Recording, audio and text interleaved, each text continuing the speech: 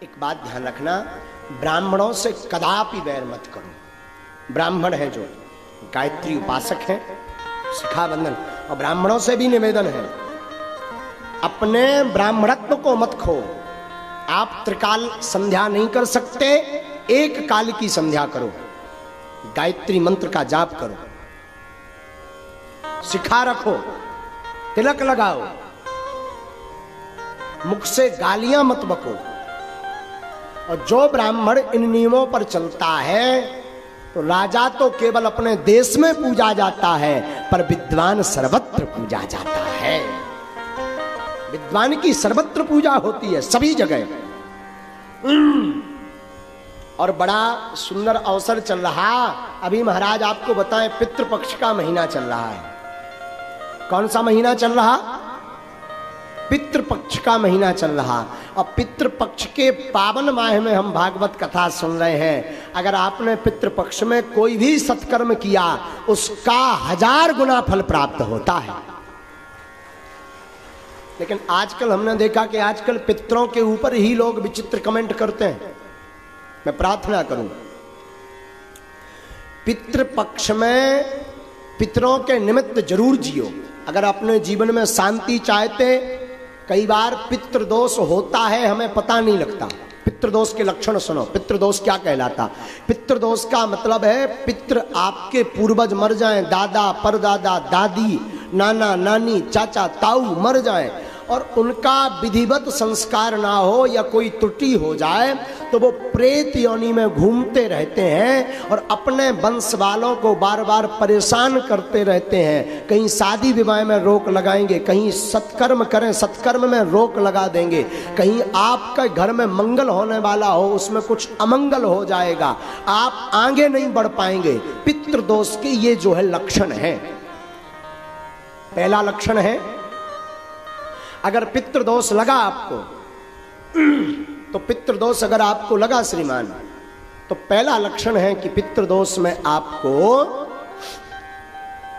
सबसे ज्यादा मंगल काजों में रुकावट आएगी। अब पितृदोष अगर आपको लगा तो आप आगे नहीं बढ़ पाएंगे। पितृदोष अगर आपको लगा तो श्रीमान पितृदोष के कारण आपके घर में निरंतर कलेश रहेगा। कलेश जानते, लड़ाई। अब पितृदोष अगर आपको लगा तो आपके घर में कभी भी धन संपत्ति नहीं रुकेगी। महाराज ये कैसे पता लगे कि ये पितृदोष है? तो सुनिए, बार बार स्वप्न में मरे हुए लोग दिखाई दें, या बार बार स्वप्न में पूर्वज दिखाई दें, अथवा बार बार भोजन करते समय भोजन में बाल निकले, सिर का बाल निकले, अथवा बार बार कोई भी प्रयत्न करने से सफलता प्राप्त ना हो, तब समझ जाना चाहिए कि आपके ऊपर पितृदोष है। और पितृदोष की निवृत्ति के लिए जो अभी वर्तमान में पितृपक्ष चल रहा है, ऐसे पितृपक्ष में हर वर्ष पितरों के निमित्त कुछ ना कुछ सत्कर्म करो, भगवत कथा करो, दान करो, ब्राह्मण भोज करवाओ, गरीबों को भोजन करवाओ, गौ को ग्रास खिलाओ। ऐसा करने से और पितरों को याद करने से पितृदोष से मुक्ति हो जाती है। लेकिन आजकल हमने देखा, इसे कई जो है कम बुद्धि के लोग, हीन बुद्धि के लोग पितृपक्ष को ही मजाक में ले लेते हैं। कहते ये सब कपोल कल्पना है। मेरी व्यासपीठ से प्रार्थना है श्रीमान, पितृदोष से निवृत्ति चाहिए तो पितृपक्ष में सत्कर्म जरूर करिए, वरना आप एक नहीं 100 मूड के हो जाएं। अगर पितृदोष लगा तो जीवन में आप कभी भी सफल नहीं हो सकते। एक बात। दूसरी बात, शायद धोखे से एक बार सफल हो गए। देखो, प्रतिष्ठा प्राप्त कर लेना कठिन नहीं है आज के सोशल मीडिया के जमाने में। नाम कमा लेना कठिन नहीं है आज के जमाने में, पर प्रतिष्ठा को स्थिर रखना, उच्च स्तर पर बने रहना बड़ा कठिन है।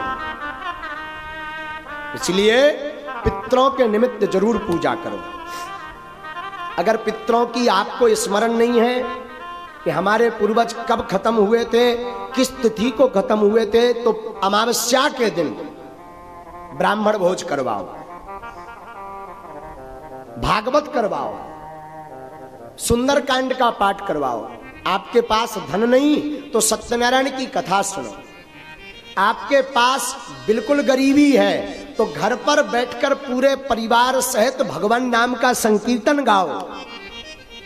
और ज्यादा गरीब हो, ब्राह्मण भोज नहीं करवा सकते, तो गौ माता के लिए घास लेकर के पितरों के निमित्त गौ माता को घास खिलाओ। इससे भी पितृदोष से मुक्ति मिलेगी। और एक बढ़िया उपाय बताएं, पूर्वजों को तो लगभग सब मानते होंगे, शायद पूर्वजों को आप मानते हैं और आपको लगता है कि पितृदोष है और इतना भी नहीं कर सकते, तो पितृपक्ष के 15 दिन पितरों की दिशा है दक्षिण दिशा। पूर्वज कहाँ निवास करते हैं? दक्षिण में। वैसे तो 15 दिन तक उनको जल दें, 15 दिन तक उनके नाम का दीपक रखें, 15 दिन तक दक्षिण दिशा में उनके नाम का भोजन रखें। लेकिन एक बात बोलूं, अतिशयोक्ति नहीं होगी। जियत पिता को दीन ना नीर, मृतक पिता को हलवा खीर। जब तक बाप जिंदा रहो सो पानी नहीं पिलाया, और पिताजी मर गए सो हलवा खीर खवा रहे। हमारे पिताजी कौवा बन के आएंगे और कौवा बन के खाएंगे ठठरी के बरे है? जब तक बाप जिंदा रहा तब तक पानी नहीं पिलाया, और मर गया तो कह रहा कौवा बन के आएगा। कौवा को अंग्रेजी में क्या कहते हैं? क्रॉक्स। हाँ, जो भी हो समझ जाओ है? तो जियत पिता को पानी नहीं पिलाया, मर गया तो बाप कौवा बन के आएगा। और सुनिए, जियत पिता को दंगम दंगा, मृतक पिता पहुंचाए गंगा। जब तक बाप जिंदा रहा तो मारपीट करते रहे, और बाप मर गया सो गंगा जी सपरा रहे ठटरी के वरे है। हमारी प्रार्थना है मरने के बाद पितृदोष का विधि तो करो, पर जीते भी पितृ कृपा प्राप्त करने के लिए माता पिता की जिंदा में ही सेवा करो। हाँ। और फिर भी किसी कारण से माता पिता की, गुरु की सेवा नहीं कर पाए, कई इतने यहाँ अभागे बैठे होंगे, कई पुरुष यहाँ माताएं अभागी बैठी होंगी जिन्होंने अपने माता पिता की सेवा नहीं की होगी। छोटी छोटी बात पर माँ को गाली दे देते हैं, पिता को अपशब्द बोल देते हैं। मैं प्रार्थना करूं, तुम जिस माता पिता को अपशब्द बोलते हो, गाली देते हो, ये वही माँ है जिस माँ ने 9 माह अपनी कोख में तुम्हें रखा है। तो मैं प्रार्थना करूं, माता पिता को दुख मत दो। फिर भी पितृपक्ष है और आप इनमें से कोई उपाय नहीं कर सकते, तो दक्षिण दिशा की तरफ 3 दीपक जलाएं। सरल उपाय सुनिए, दक्षिण दिशा की तरफ 3 दीपक जलाएं और अपने पूर्वजों को प्रणाम करके बोले, हमसे जो भी भूल हुई क्षमा करना, और उनकी याद में 2 आंसू बहा दें। इससे बड़ा श्राद्ध का कोई उपाय नहीं है।